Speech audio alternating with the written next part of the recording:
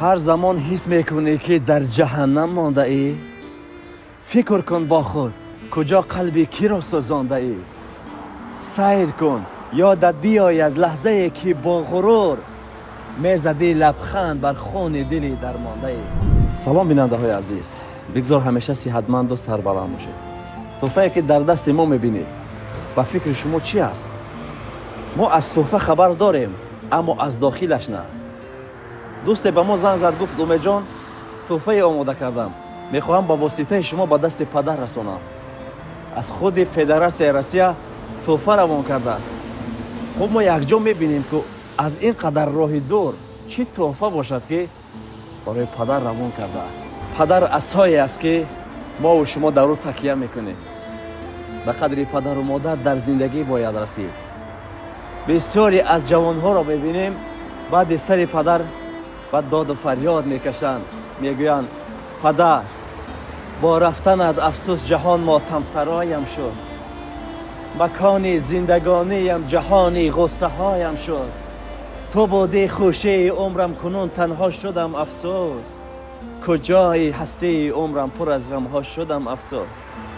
پدر آه از فراق تو دو چشمانم پر از خون شد، زیاندوه جداگی دلم افگار و مجنون شد.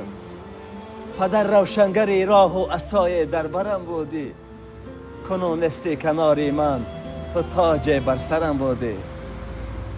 به قدر پدر بعد مرگش میرسند. دوستانی عزیز، اگر شما بخواهید به پدر و مادر یار و دوستان رفیقانتان تحفه با واسطه ما روان کنید، میتوانید به این رقم ها مراجعه کنید. ما نیز در خدمت شما و هر کسی که میخواهد در نوارهای ما سرپرست شود یا اینکه همکاری کنیم به این رقم ها مراجعه نمایید. عجیبش در این است که داخل تحفه چی باشد. بیا دوستان عزیز برده به دست پدر میرسانیم و با شما یک جا میبینیم که داخل چی باشد. تماشا کنید. اگر چیز بالاتر از زندگی باشد پس آن سلامتی است. اگر چیز وزنینتر از مرگ باشد پس آن بیماری است. سلامتی جسم بهترین نعمت است.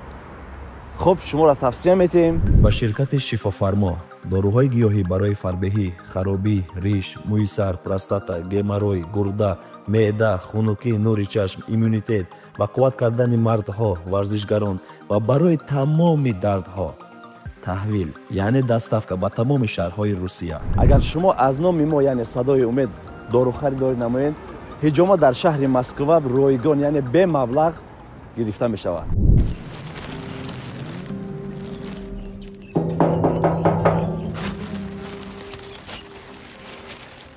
خوب دوستان عزیز، کنی بوبیت اوتاتا ها؟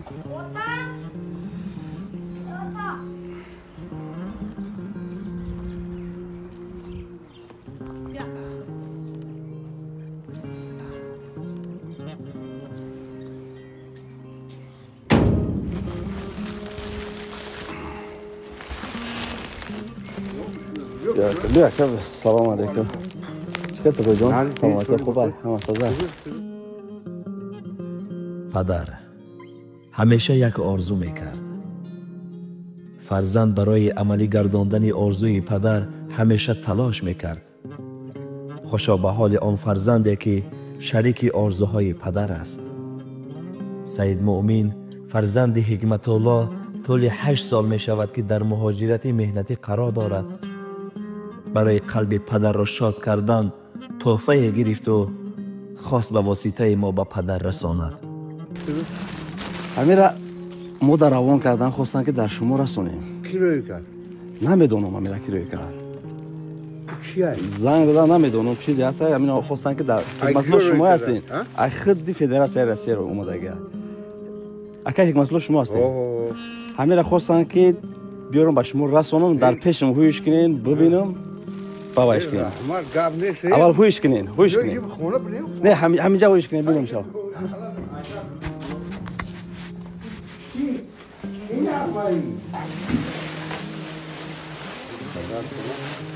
رحمت کنه سلامت نگهبان شو من همین با خواهش آرزو داره که سخت سلامت من چی کنم خانه بیارم اینه برادر اینه کنورت رو میگیرید میخونه اینه دامون جون اینه اینه بخونم جا حتما پدر جونم غم و درد نبینی درونی سینه از سرد نبینی زی فرزندان تعلیم دادنی خود خدایا خوی نامردی نبینی نامه از نام فرزندت سید مؤمن و پدرجان عزیزم حکمت الله. سلام پدر جان، آماده شوید به خانه خدا.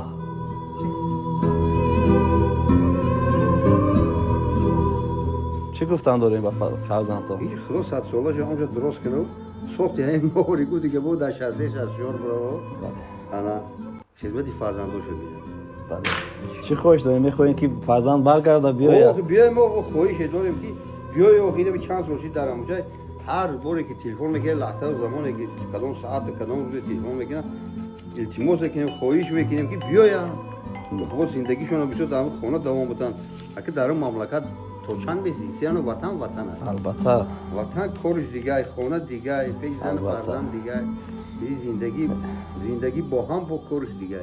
بله خب پدر جان شما تیاری ببینید برای خانه خداوند رفتن همین موقع شاید که شما سفر کنید به خانه خدا. اوس بلیط بگیرن همش تیار میکنه شما رو زنگ میزنن که تیار شوین میره. خب فرزندتون حتما نوار شما رو ببینه و امید دارم که زود برمیگرده به نستان. خدا نگهبان شو. خداوند نگهبان در حق ما نیز دعا کنید. شما فرزندو خدا سیر شوید. سربلند باشید. خداوند نگهبانتون باشه.